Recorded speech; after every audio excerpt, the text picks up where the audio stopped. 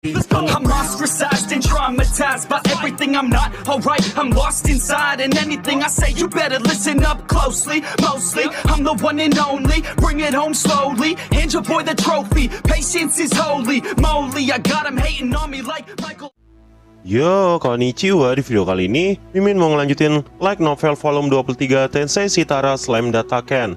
Buat teman-teman yang belum nonton video sebelumnya, Mimin saranin buat nonton dulu supaya kalian tuh nggak kebingungan sama alur ceritanya. Tapi buat kalian semua yang mau Mimin lebih rajin uploadnya, jangan lupa tinggalin subscribe, like, dan komentar sebagai bentuk apresiasi dari kalian, karena semakin rame interaksi dalam video ini, udah pasti bakalan bikin Mimin jadi semakin rajin upload juga. Jadi jangan lupa komentar meskipun itu cuma emoticon.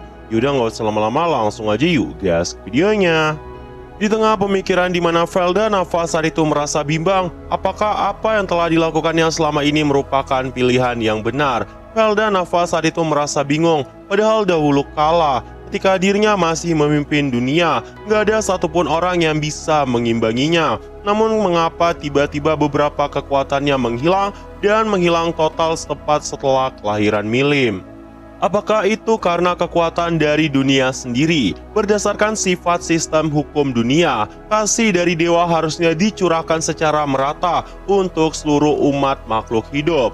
Namun, karena kesalahan Velda Nava yang jatuh cinta kepada seseorang, mungkin itulah yang membuat Velda Nava kehilangan kekuatannya. Ini adalah bukti melemahnya otoritas dewa dari Velda Nava.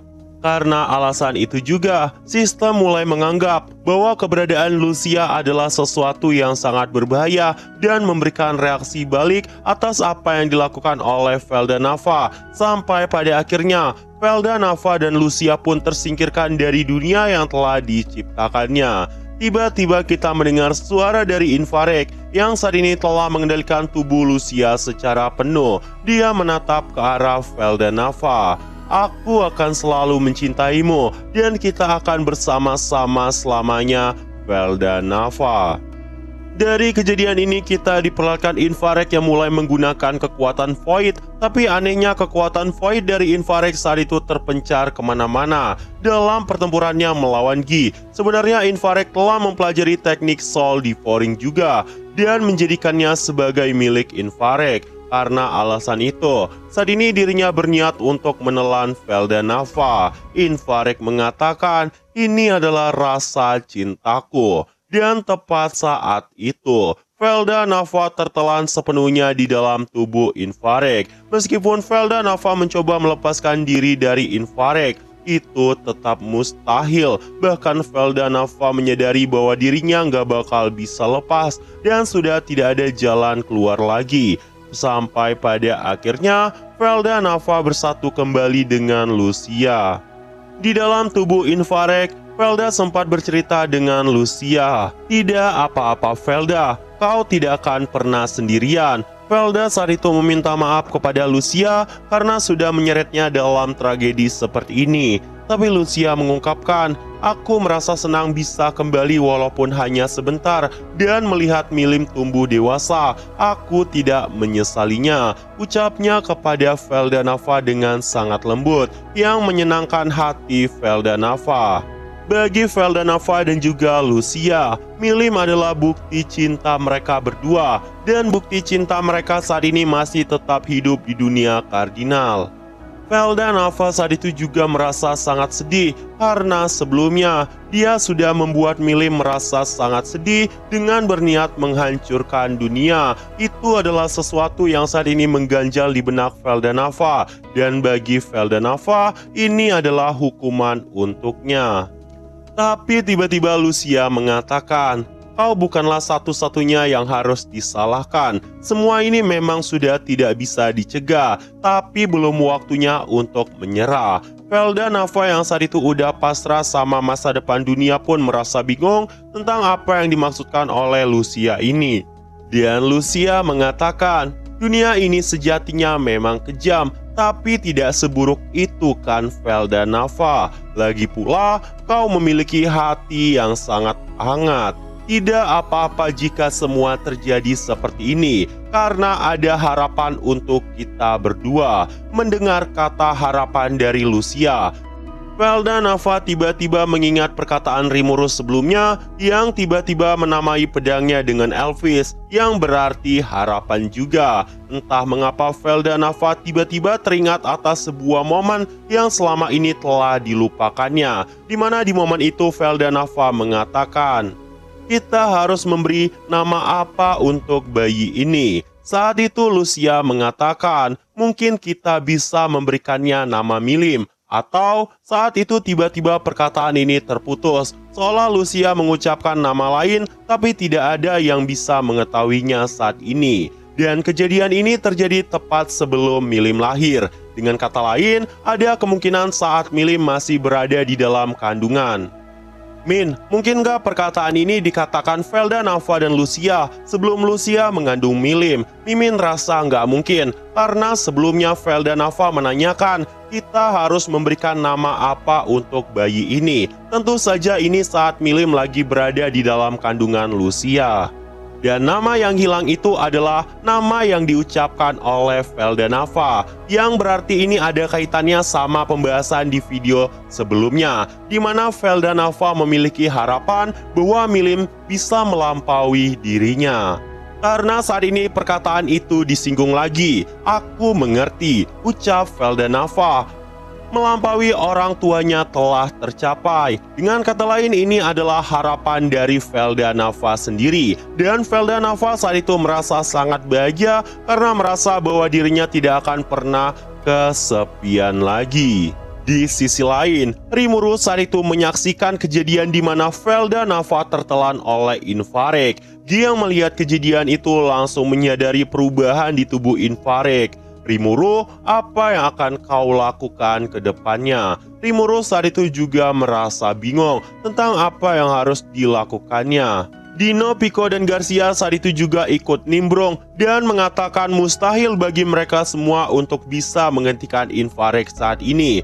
Dan semuanya menanyakan kepada Rimuru tentang apa yang harus mereka lakukan. Saat ini, tepat setelah Infrared menyerap Velda Nava, tubuhnya telah berevolusi lagi menjadi sosok wanita cantik dengan wujud naga dan manusia juga. Dan ada banyak kemiripan dengan tubuh Milim.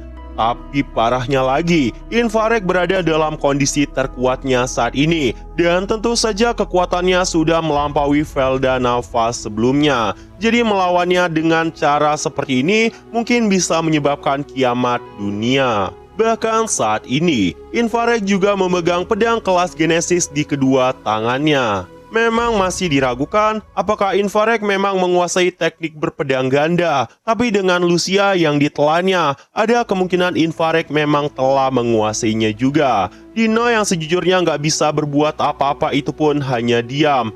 Namun tiba-tiba Milim mengatakan, "Rimuru, aku akan membantumu." Meski tubuh dari Milim saat itu terluka dengan cukup parah, tapi masih bisa pulih sedikit. Dan Milim juga nggak bakal biarin semuanya gitu aja, meninggalkan Rimuru menelan beban itu sendiri. Seorang gadis cantik yang tidak lain adalah Chloe mengatakan, "Rimuru-san, aku juga akan membantumu."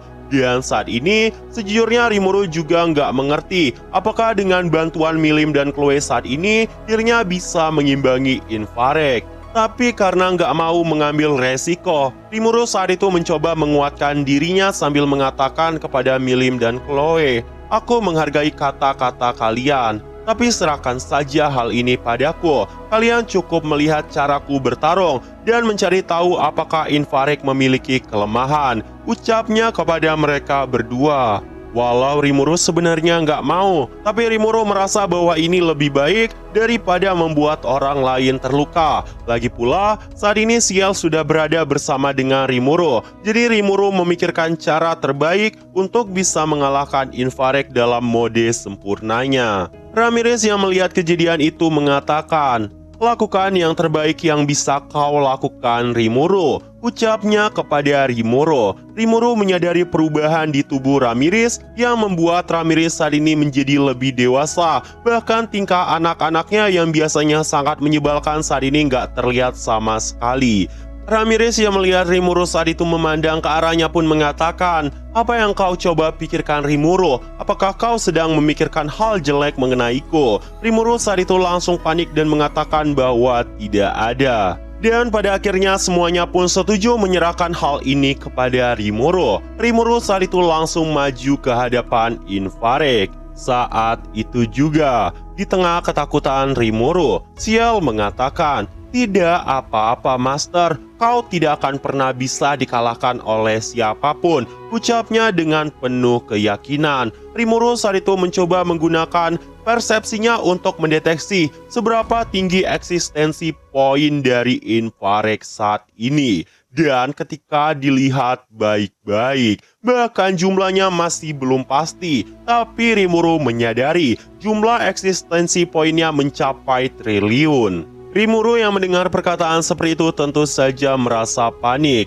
Saat itu Ciel mengatakan, "Senang Anda selalu mengandalkan saya, Master, tapi terkadang saya juga ingin melihat ketika Anda sedang bertarung dengan serius." Saat itu Rimuru langsung menarik pedang kesayangannya yang tidak lain adalah Hope Elpis dan mengarahkannya ke arah Infarect. Infarect saat itu langsung menangkisnya sambil mengatakan, "Ternyata begini rasanya menjadi kuat." Dia saat itu langsung melancarkan serangan balik dengan 2 pedang ganda miliknya. Jika saat itu percepatan akselerasi pikiran dari Rimuru melambat sedikit aja, ini akan menjadi masalah besar untuk Rimuru. Rimuru bakal terkena serangan fatal dari Infarect. Tapi Infarect saat itu terus melancarkan serangan ke arah Rimuru sambil menangkis pedang yang saat itu terlancar ke arahnya. Tentu saja kemampuan bertarungnya saat ini memang sangat baik, melebihi ekspektasi dari semua orang, bahkan bisa dibilang sudah mencapai tahap sempurna.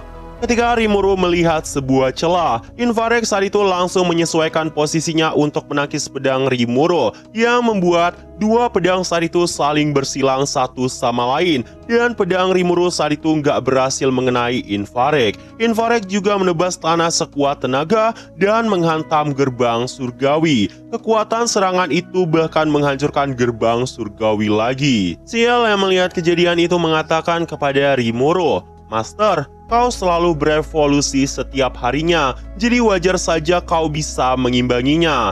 Alasan Ciel mengatakan hal ini karena sebenarnya Rimuru terkejut ketika dirinya bisa bersanding melawan yang eksistensi poinnya mencapai triliunan. Rimuru yang mendengar pujian dari Ciel sebelumnya mengatakan, "Jangan katakan hal seperti itu. Aku memang sangat ingin dipuji, tapi pujian yang dipenuhi dengan sebuah kebohongan itu membuat hatiku terasa sakit." Entah mengapa Rimuru sendiri juga nggak menyadari bahwa evolusinya terjadi setiap hari. Rimuru nggak tahu kalau perkembangan kemampuannya memang selalu terjadi setiap saat. Episode kali ini pun ditutup sampai di sini. Nah, jadi itu aja, dan tunggu video-video gue selanjutnya, dan see you!